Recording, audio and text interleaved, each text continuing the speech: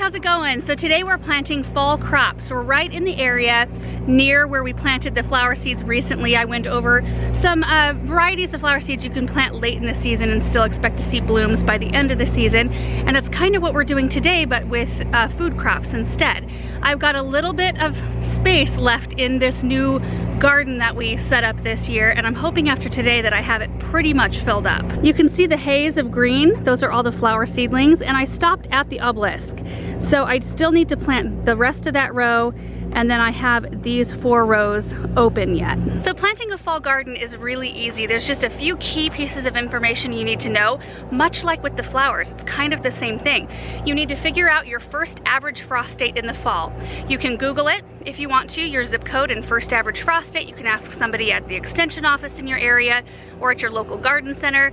For me, I know we have, I want to say we have about 75, 80 days, maybe a little bit more until our first frost date. So I have quite a bit of time to get some of these short day crops up and going and producing. You also need to know the maturity day of the variety of plant that you want to grow.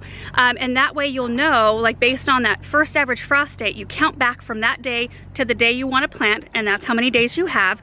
You can even tack on a few extra days if you want to, just to kind of add yourself a little bit of a buffer, because as we get closer to that first average frost date, the nights are longer, they're a lot cooler, the temps are just cooling down, so things don't grow quite as rapidly. So if you count back to your day that you're planting and then even add like 10 or 14 days, you'll be even safer. So we're looking for things that have a very short window, very short maturity day, so that we make sure that they have enough time to produce food. So I'm just gonna set up really quick so I can show you all the different kinds of things I'm starting today and kind of talk through some of the nuances, because most of the things I'm starting are cold crops with short maturity days, but I'm also starting some warm season loving things like beans and cucumbers and some summer squash that have short maturity days as well, because you still can get away with it if you get after it a little bit early. I also wanted to mention the difference between what a light frost and a hard frost is.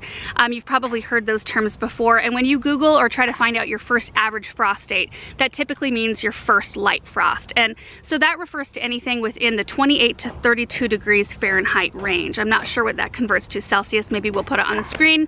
And then a hard frost is 28 degrees and lower.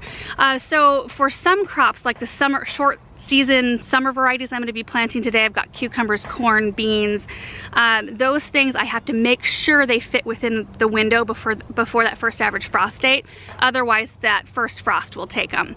But there are a lot of things, a lot of these cold crops that can take quite a bit of cold, and in fact sometimes it can improve their flavor, like root crops like turnips and parsnips, carrots, beets.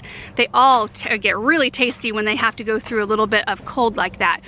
Kale, spinach, lettuce, chard, cabbage, those can all withstand a light frost as well. And there are 2 types of fall crops that I'm not going to be planting today because it's actually too early. So all of my greens and my radishes, those are a little bit heat sensitive, and they don't germinate very well when it's really hot outside. And it was 102 yesterday. It looks beautiful. It is a beautiful day today, but it's still 98 degrees outside.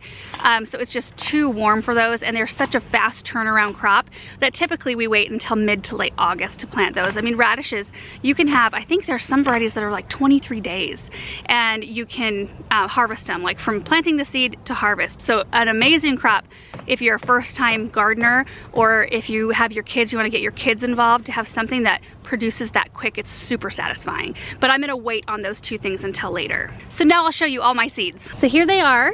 On this side here, these are our warm season loving short maturity day crops. So I've got a couple different kinds of beans. Kentucky Wonder pole beans. These are a 63-day. Jade beans, which are a bush bean, 62-day. Black Beauty squash, which is our zucchini, is 62-day. Basil, this is a quick crop to come up. Pickling cucumbers are a 50-day, Space Master cucumbers and Suyao longs and the Telegraph Improved are all around 60-day, and then Sweetness corn is 68-day. So all of these blank envelopes come out of the bulk seed bins down at the garden center. So they don't have any pictures or any other information, but I love getting seeds out of those bins. It's one of my favorite things to do. And then here are the cold crops I'm starting today. We've got Oregon Sugar Pod Pea, 68-day, same for the Early Gray Sugar Pod. And then Progress number 9. We've got a couple different herbs here, the parsley and cilantro. and then bull's blood beets and golden beets, which are both 60-day. And then just several different types of carrots. I thought it'd be fun to just put a whole bunch in there. The Nantes carrots are 68-day. Let's see, the Parisian, and these are kind of the same. These are a 65-day. And then the Danvers are a 73-day. So since I have between 75 and 80 plus days, that was kind of a conservative guess before our first average frost, all of these things should fit within that window.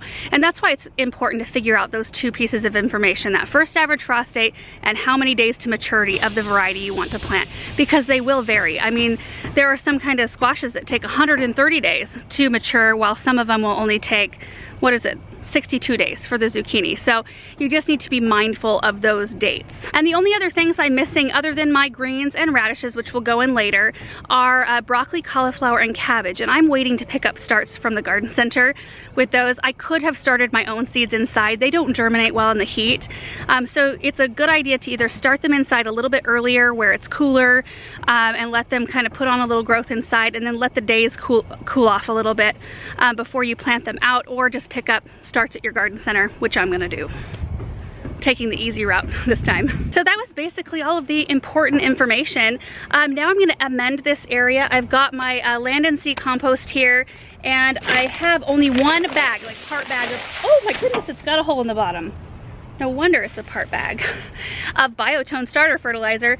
So I'm gonna go ahead and just use Garden Tone for the rest since I'm out. I've got Biotone coming, it's just not here yet. And honestly, if you guys find yourself in a bind and you cannot find Biotone anywhere, Garden Tone or Plant Tone, they all work really well. Biotone is definitely my #1 choice, especially when you're starting a new crop.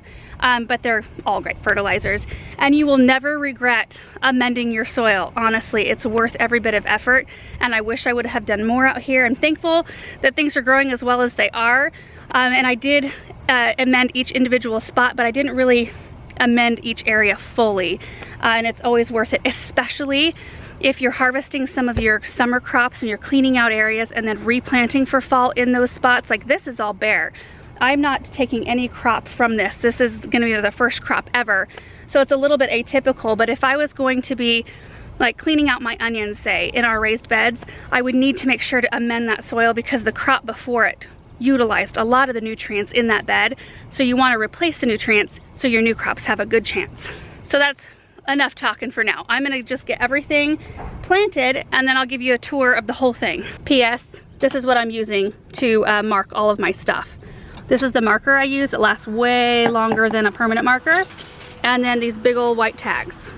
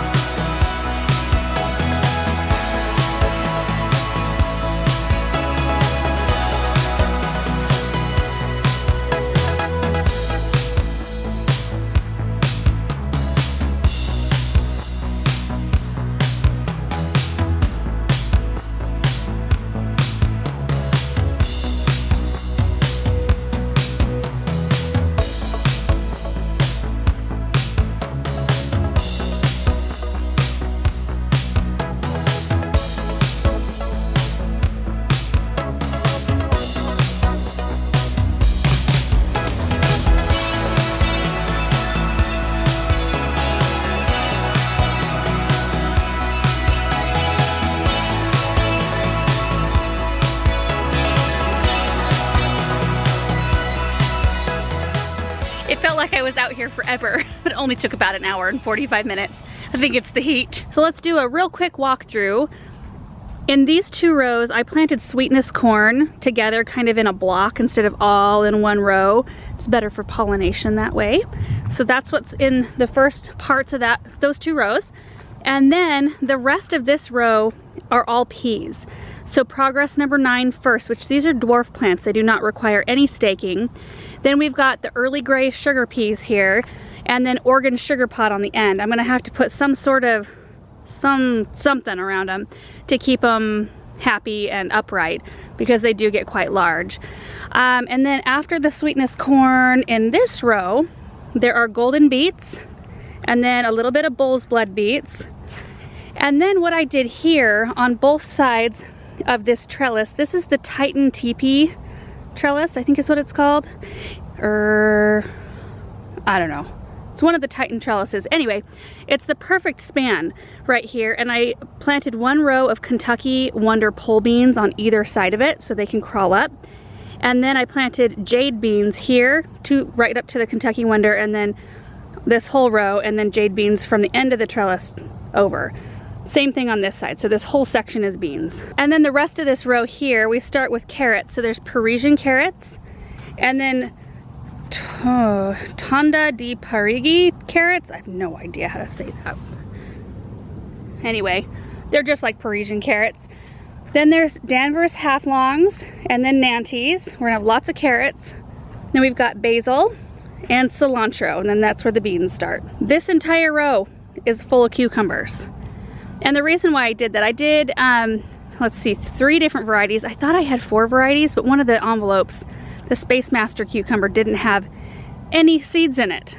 So I must have used them a different year and accidentally saved that packet. Anyway, I've got 4 mounds of, or 4 hills rather, of 3 different varieties. So the first 4 are pickling cucumbers, and then we've got the Suyao Long. They used to be called Suyao Nishiki. I don't know if they're still called that ever. And then the Telegraph cucumbers, which are like an English cucumber right there. And then in the back half, after the obelisk here, there's 3 Black Beauty zucchinis. I don't know why I planted 3 zucchini plants, except for the fact that these cucumbers and zucchini, they don't really have time to produce a ton of fruit, or a ton of vegetables rather. So anyway, we'll get some off of those 3. And then the rest of this row is parsley. So I ended up not leaving any room for greens and radishes and the broccoli, cauliflower, and cabbage, but I have room still, a little bit of room up in the front corner. I meant to plant more zinnias, and then I just kind of thought, I've got a lot of zinnias planted. So I'm just gonna pop some stuff up there as I kind of pick it up at the garden center, or once it cools down and I can seed it. I did water all of these in by hose, even though there's a drip system set up and they will be watered automatically after this point. I always like to water everything in myself the first time, just to make sure everything's settled in properly and it's all looking really good. It's just amazing to me that I can spend an hour and 45 minutes planting a ton of stuff. And then in anywhere from like 50 to, I think my longest day was 68 days, I'm gonna have a ton of produce in this area.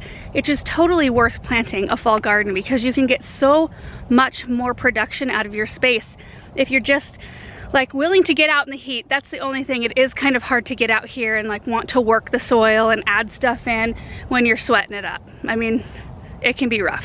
So anyway, that's it for today's project. I hope you guys enjoyed it. Cannot wait to give you updates and show you like harvest videos.